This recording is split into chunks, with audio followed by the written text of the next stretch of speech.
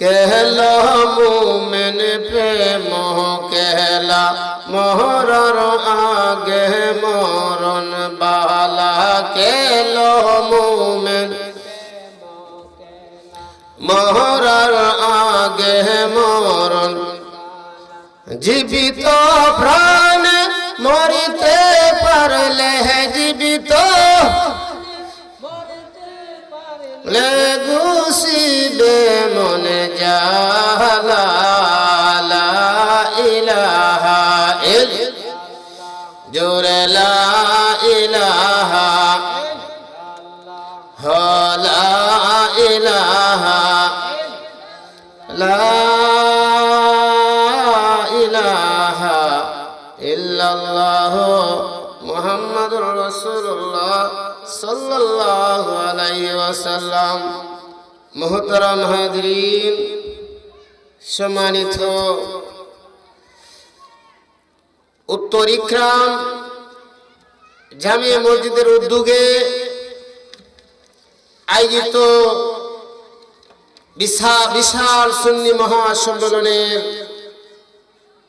সম্মানিত সভাপতি জনাব হাজী মোহাম্মদ ফজলু মিয়া সাহেব, সভাপতি অত্র জামে মসজিদ জনাব মোহাম্মদ আকল মিয়া সাহেব, বিশিষ্ট মুরব্বী চেয়ারম্যান বাড়ি, সহসভাপতিগণ মোহাম্মদ সওদাগর মিয়া, হাজী মোহাম্মদ আদম আলী, হাজী মোহাম্মদ লালফর মিয়া, মোহাম্মদ ইসমাইল মিয়া, মোহাম্মদ আমিন মিয়া, মোহাম্মদ ওয়াহিদ মিয়া, মোহাম্মদ সিরাজ মিয়া, মোহাম্মদ মুশাহিদ মিয়া, মোহাম্মদ সিরাজ মিয়া দ্বিতীয়, মোহাম্মদ জালাল মিয়া। উদ্বোধক আমাদের 12 নং সুজাতপুর ইউনিয়নের সুযোগ্য চেয়ারম্যান জনাব মোহাম্মদ সাদিকুর রহমান সাহেব। প্রধান অতিথি বিশিষ্ট ইসলামী চিন্তাবিদ ও গবেষক পীরে তরিকত আল্লামা মুফতি মুস্তাক আহমদ আল কাদরি আল ওয়াইসি সাহেব, পীর সাহেব কচুয়া দরবার শরীফ বিবাড়িয়া। বিশেষ অতিথি বিশিষ্ট ইসলামী চিন্তাবিদ, সারা বাংলার আলোড়ন সৃষ্টিকারী বক্তা হযরত মাওলানা মুফতি বাহাউদ্দিন মুরাদি আল খানদানী সাহেব ভৈরব। প্রধান আকর্ষণ সুমধুর কণ্ঠের অধিকারী তরুণ তেজস্বী বক্তা হযরত মাওলানা মুফতি ওয়াক্কাস আহমদ সালিহি সাহেব, খতিব অত্র জামে মসজিদ। বিশেষ বক্তা হযরত মাওলানা সুহান আহমদ চৌধুরী সাহেব, খতিব টানোয়ারপাড় জামে মসজিদ। হযরত মাওলানা হাফেজ আব্দুল করিম সুহেল সাহেব, বিশিষ্ট ওলামায়ে কেরাম, আমন্ত্রিত ওলামায়ে কেরাম, মুরব্বিয়ান ইজাম। আজকে যিনি মাহফিল পরিচালনায় আছেন কারি শহীদুল ইসলাম সাহেব, মুয়াজ্জিন মসজিদ। এছাড়া দিগার ওলামায়ে কেরাম, যুবক ভাইয়েরা, পর্দানিশীন আমার সম্মানিতা মা ও বোনেরা, আমার মোবারকবাদ গ্রহণ করুন। আসসালামু আলাইকুম ওয়া রাহমাতুল্লাহি ওয়া বারাকাতুহু। সালাম দিলে সালামের জবাব দেওয়া ওয়াজিব। আমি আবারও সালাম দিচ্ছি, আসসালামু আলাইকুম ওয়া রাহমাতুল্লাহি ওয়া বারাকাতুহু। আল্লাহ পাক রব্বুল ইজ্জাত জাল্লে শানুর দরবারে শুকরিয়া আদায় করি যে মহান মানব আমাদেরকে আজকে আরামের ঘুম ছেড়ে দিয়ে সুন্দর মনোরম পরিবেশে আজকের এই জান্নাতের বাগানে সমবেত হওয়ার তৌফিকটুকু দিয়েছেন। আমরা সবাই জবান খুলে বলি আলহামদুলিল্লাহ, আরো জোরে বলি আলহামদুলিল্লাহ। সাথে সাথে লাখ কোটি দুরুদ ও সালাম প্যারা নবী, নূর নবী, দয়ার নবী, দু জাহানের বাদশা সাইয়্যিদুল মুরসালিন হুজুর নূর মুহাম্মদুর রাসূলুল্লাহ সাল্লাল্লাহু আলাইহি ওয়াসাল্লামের কদমে অসংখ্য অগণিত দুরুদ ও সালাম প্রেরণ করছি। সম্মানিত সুধী, আমি আপনাদের সামনে পবিত্র কোরআনুল কারীমের একটি ছোট্ট আয়াতে কারিমা তেলাওয়াত করেছি। যেই আয়াতে কারিমা সূরাতুল আলাম নাশরাহ লাকার মধ্যে উল্লেখ করা হয়েছে। এই আয়াতের আলোকে কিছু সময় আপনাদেরকে নিয়ে কোরআন হাদিসের ভিত্তিতে আলোচনা করার তৌফিক যেন মহান আল্লাহ দান করেন। সবাই বলুন আমিন। আরো জোরে বলুন আমিন। আমরা আজকের এই জান্নাতের বাগানে বসতে পেরে আমরা খুশি না বেজার? আওয়াজ করে বলতে হবে আমরা খুশি না বেজার? এটা জান্নাতের বাগান। আজ থেকে ১৩,০০০ বছর পূর্বে আপনার নবী আমার নবী নূর নবী রাহমাতাল লিল আলামিন বলেছেন, ইজা মারারতুম বিরিয়াদিল জান্নাহ ফারতাউ ক্বালু মা রিয়াদুল জান্নাহ ক্বালা খালাকুয যিকির। উচ্চ আওয়াজে বলুন আলহামদুলিল্লাহ। নবী করিম সাল্লাল্লাহু আলাইহি ওয়াসাল্লাম বলেন, যখন তোমাদের গ্রামে, তোমাদের পাড়ায়, তোমাদের এলাকায়, তোমাদের বিভিন্ন স্থানের মধ্যে যখন কোরআন এবং হাদিসের আলোচনা করা হয়, জান্নাতের বাগান তৈরি করা হয়, তোমরা যখন এই জান্নাতের বাগানের পাশ দিয়ে রাস্তা অতিক্রম করো, তখন তোমরা রাস্তা অতিক্রম না করে জান্নাতের বাগানে বসে জান্নাতি ফলগুলো তোমরা ভক্ষণ করো। সাহাবায়ে কেরাম প্রশ্ন করলেন, ইয়া রাসূলুল্লাহ, এই পৃথিবীর জমিনে জান্নাতের বাগান কোনটি? কোন জায়গাকে জান্নাতের বাগান বলা হয়? আল্লাহর নবী বলে দিলেন, ক্বালা হালাকুল যিকির, যেখানে মধ্যে আল্লাহর জিকির হয়, যেখানে মধ্যে আল্লাহর প্রশংসা করা হয়, যেখানে কোরআন হাদিসে আলোচনা করা হয়, যেই জায়গার মধ্যে নবীর প্রশংসা করা হয়, আল্লাহর প্রশংসা করা হয়, আল্লাহর জিকির হয়, আল্লাহর নবী বলে দিলেন এই জায়গা হলো জান্নাতের বাগান। জোরে বলুন সুবহানাল্লাহ। তা আমরা জান্নাতের বাগানে বসতে পেরে খুশি না বেজার? এত আস্তে আওয়াজে জোরে বলি না আমরা খুশি না বেজার? আমার যে সকল ভাইরা এখনো বাড়িতে আছেন, দয়া করে আজকে এই জান্নাতের বাগানে চলে আসুন। বন্ধুরা আমার, এই যে সুন্দর মনোরম পরিবেশের মধ্যে এত সুন্দর একটি আয়োজন করেছে, এই আয়োজন করতে পেরে যারা করেছে, যারা এই সুন্দর ব্যবস্থা করেছেন, জান্নাতের বাগান তৈরি করেছেন, এই মানুষগুলো অনেক পরিশ্রম করে, অনেক কষ্ট করে এরকম ধরনের একটা পরিবেশ তৈরি করেছেন। কথা বলেন ঠিক কিনা? এখন আমরা যারা বাড়িতে আছি, আমরা তো বাড়িতে না থেকে ওয়াজের ফ্যান্ডেল আসার দরকার আছে না নাই? কথা বলে না, ওয়াজের ফ্যান্ডেল আসার দরকার আছে না নাই? যদি ওয়াজে আসেন কি হয়, ঘর থেকে যখন ওয়াজের নিয়তে বাহির হন, আল্লাহ পাক রব্বুল আলামিন আপনার জীবনের সগীরা গুনাহগুলা আস্তে আস্তে কাটতে থাকে। জোরে বলুন না সুবহানাল্লাহ। গুনাহ মাফ হয়, কি হয়? কথা বল না, কি হয়? গুনাহ মাফ হয়। সুতরাং বাবারা ভাইয়েরা আমার, আপনারা সবাই দয়া করে আজকের এই জান্নাতের বাগানে তাড়াতাড়ি করে চলে আসুন। কথা ঠিক আছে না নাই? একটু জিকির করেন আল্লাহ আল্লাহ আল্লাহ আল্লাহ আল্লাহ। জবান খুলে আল্লাহ আল্লাহ আল্লাহ আল্লাহ।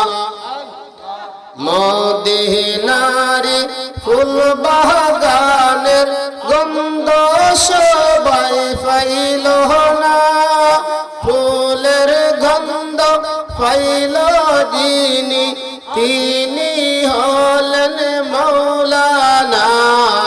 আল্লাহ আল্লাহ, জুড়ে জুড়ে আল্লাহ আল্লাহ।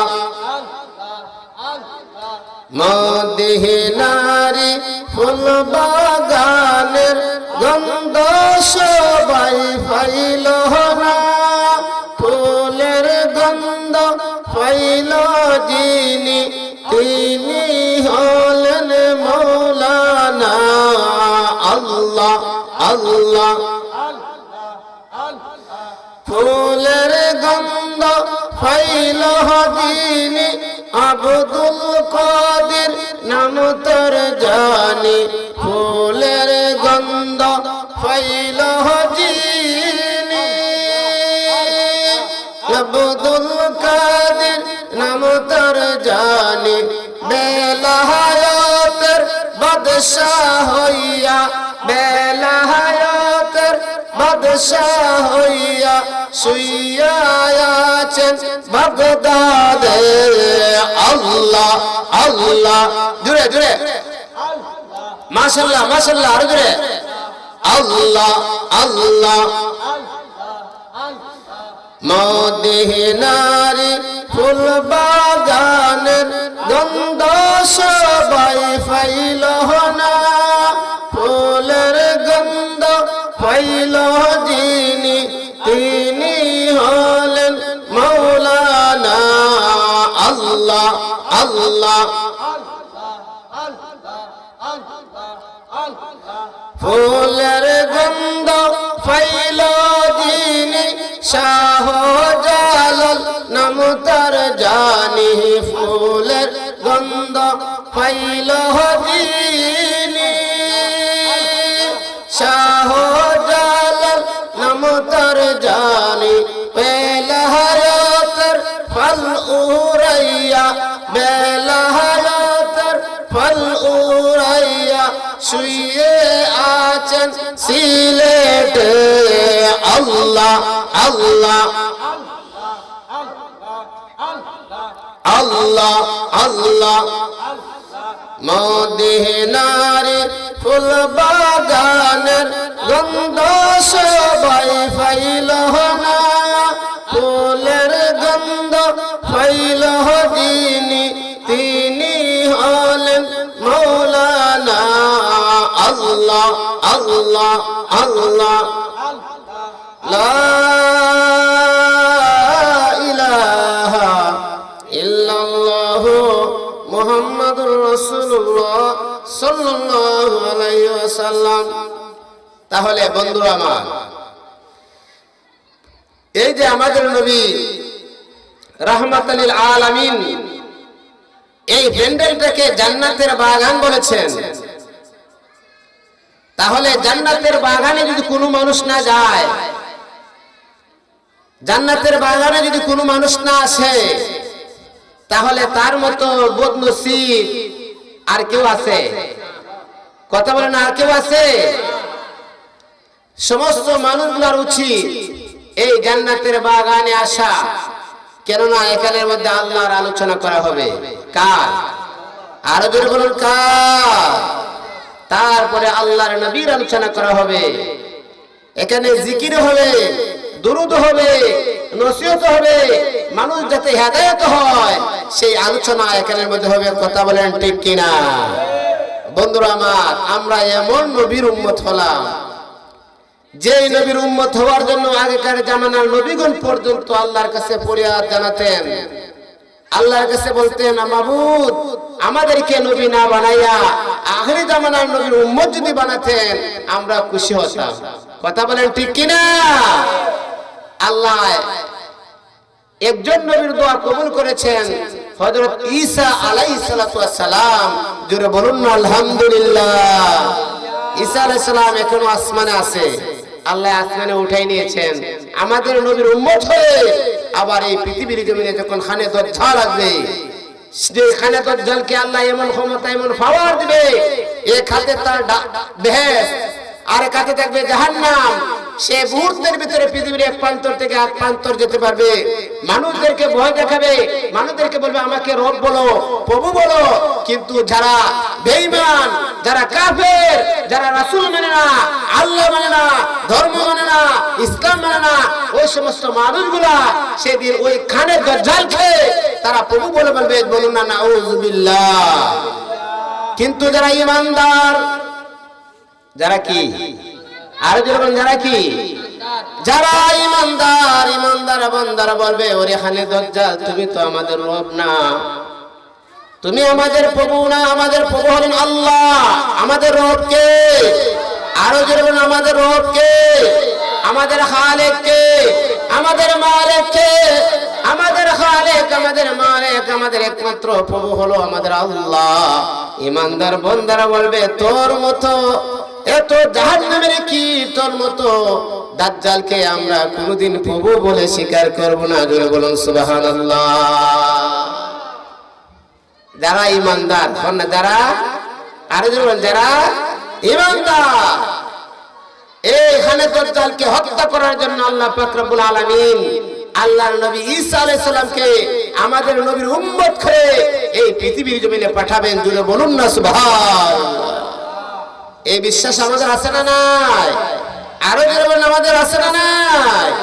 বন্ধুরা আমার, আমাদের নবী হলেন খাতামুন নবীন, আমাদের নবী হলো শেষ নবী। আমাদের নবীর পরে আর কোন নবী আসবে? আরো যেটা বলতে, আমাদের পরে আর কোন নবী আসবে? আমাদের নবী হলেন শেষ নবী। কুরআনুল কারীমের মধ্যে আল্লাহ বলেন খাতামুন নবিয়্যিন, আর হাদিস শরীফের মধ্যে আল্লাহর নবী নিজের জবানে নিজেই বলেন আনা খাতামুন নবিয়্যিন লা নাবিয়্যা বাদি, আমি রাসূল হলাম শেষ নবী, আমার পরে আর কোনো নবী আসবে না।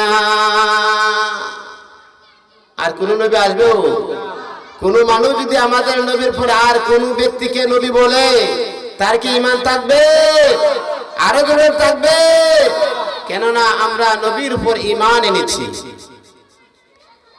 আমানতু বিল্লাহি ওয়া মালাইকাতিহি ওয়া কুতুবিহি ওয়া রাসূলিহি, সমস্ত নবীগণ রাসূলগণ যারা আছে তাদের উপর আমরা কি করেছি?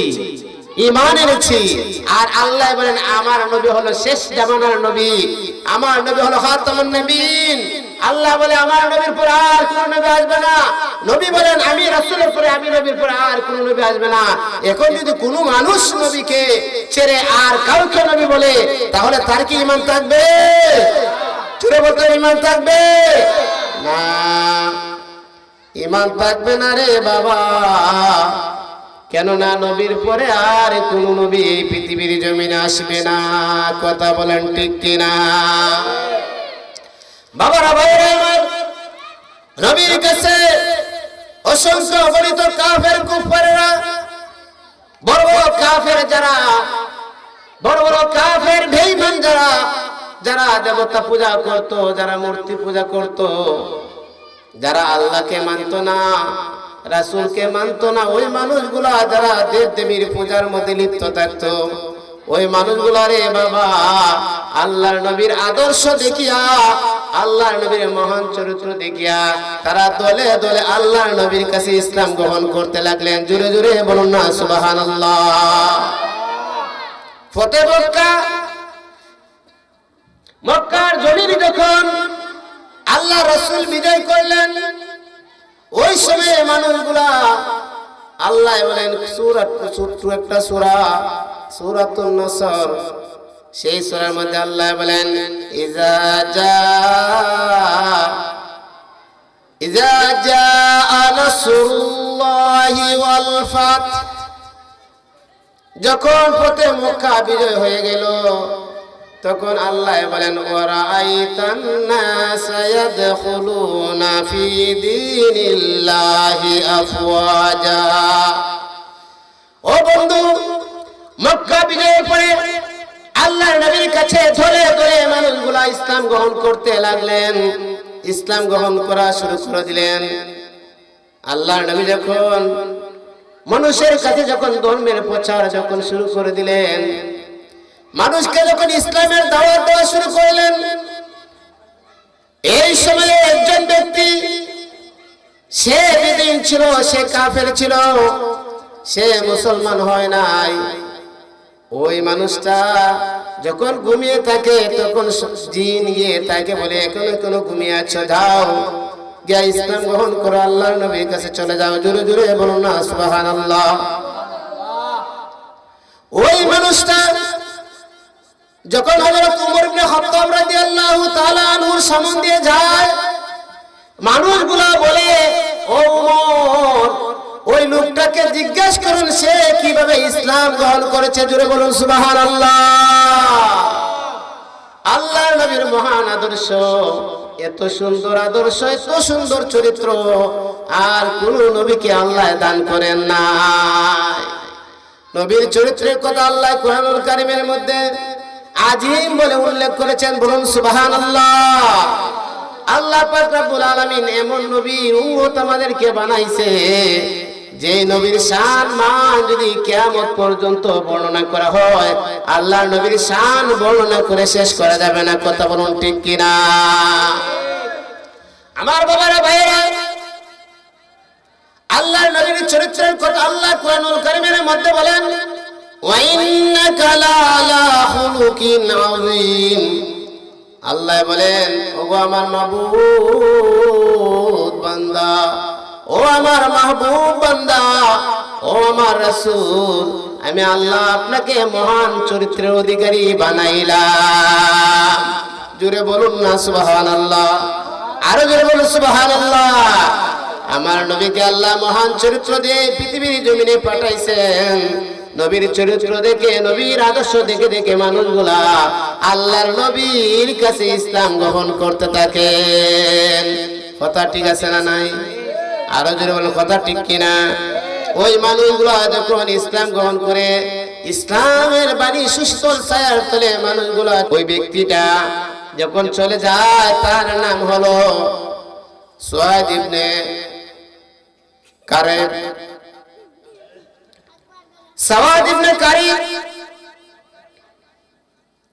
ওই লোক যখন যায়, সাহাবারা বলল ওমর ইবনে খাত্তাব তাকে জিজ্ঞেস করুন কিভাবে সে ইসলাম গ্রহণ করেছে। ওমর ইবনে খাত্তাব রাদিয়াল্লাহু তাআলা বললেন, ও সাহাবা, তুমি কি একজন অতন্ত্রবাদী? তুমি কি তন্ত্র মন্ত্র জানো? ওই লোকটা বড় রাগান্বিত হলেন, বলতেছে, ইয়া ওমর ইবনে খাত্তাব, আপনি সারা এই মক্কার জমিনে কোন ব্যক্তি আমাকে এইভাবে অপবাদ দেয় নাই, এইভাবে কোনদিন আমাকে নাম ধরে ডাক দেয় নাই। আপনি আমাকে কিভাবে তন্ত্র মন্ত্রের কথা বলে দিলেন, অতন্ত্রবাদী বলে দিলেন? কিভাবে আমাকে আপনি এই কথাগুলা বললেন? আমার মনে বড় কষ্ট লেগেছে। আল্লাহর নবীর সাহাবা দ্বিতীয় খলিফা ওমর ইবনে খাত্তাব বলে, ও সাহাবী, আমি জানতে চাই কিভাবে ইসলাম গ্রহণ করেছো? তখন সে বলতে লাগলেন, আসলে আমি কোনো তন্ত্র মন্ত্র জানি না, আমি কোনো জাদু টুনা জানি না, আমার কাছে কোনো ধরনের এরকম কথা আসে নাই। ও ওমর, তুমি যখন বলেছো তাহলে শুনে রাখো, তাহলে শুনে নাও, শুনে নাও। আমি যে ইসলাম গ্রহণ করেছি, আমার কাছে একজন জিন রাত্রে বেলায় এসে বলে, যাও মক্কার জমিনে আল্লাহর নবীর কাছে গিয়ে ইসলাম গ্রহণ করার জন্য যাও। আমি এই কথার পাত্তা দেই নাই। আমাকে আবার বলল যাও, পরের দিন রাত্রে আবার বলল সেখানের মধ্যে যাও। তারপরও ওই লোক ওই জিনের কথা পাত্তা দেয় নাই। তৃতীয় দিন এসে বলতেছে, ওরে ও ব্যক্তি, তুমি কেন শুনো না? যাও যাও, আল্লাহর নবীর কাছে তুমি চলে যাও, গিয়ে সেখানের মধ্যে ইসলামের সুশীতল ছায়ার তলে তুমি আশ্রয় নাও। ওই লোকটা বলল, খোদার কসম করে সেই লোকটা বলতেছে, আর আমি অপেক্ষা করব না, আগামীকাল অবশ্যই অবশ্যই আমি রাসূলের কাছে যাব। জোরে জোরে বলুন না সুবহানাল্লাহ। আল্লাহর নবীর কাছে গেলেন, যাওয়ার পরে নবীর মহান আদর্শ, মহান চরিত্র দেখে ওই লোকটা সাথে সাথে বললেন, ইয়া রাসূলুল্লাহ, আমাকে পড়িয়ে দিন লা ইলাহা ইল্লাল্লাহু মুহাম্মাদুর রাসূলুল্লাহ সাল্লাল্লাহু আলাইহি ওয়াসাল্লাম। তাহলে নবীর মহান আদর্শ দেখে, নবীর চরিত্র দেখে কি করে আগে যে মানুষগুলা মূর্তি পূজা করতো, দেবতা পূজা করতো, ওই মানুষগুলা কি করে আল্লাহর নবীর আদর্শ দেখে ইসলামের সুশীতল ছায়ার তলে আশ্রয় গ্রহণ করেছে। জোরে বলুন সুবহানাল্লাহ। বন্ধুরা আমার, আমি যে আয়াতে কারিমা পড়েছিলাম, আল্লাহ বলেন ওয়ারাফানা লাকা যিকরাক, এই পৃথিবীর মধ্যে আল্লাহর নবীর ছেড়ে আর কোন মানুষের এত জিকির, এত স্মরণ আর কারো করা হয়? বলেন না। আল্লাহর পরে আল্লাহর নবীর শান, আল্লাহর নবীর জিকির সবচেয়ে বিষয়। আর এই জিকিরকে আল্লাহ বুলন্দিত করেছেন, ওয়ারাফানা, আল্লাহ এটাকে বাড়িয়ে দিয়েছেন। জোরে বলুন না সুবহানাল্লাহ। আল্লাহ পাক রব্বুল আলামিন আজকের এই মাহফিলকে যেন কবুল করেন, সবাই বলেন আমিন। আরো জোরে বলুন আমিন। আমরা এই মাহফিল প্রতি বছর হোক, আমরা চাই কি চাই না? আল্লাহ যেন যারা আয়োজন করেছেন সবাইকে যেন আল্লাহ নেক হায়াত দারাজ করে, সবাই বলুন আমিন।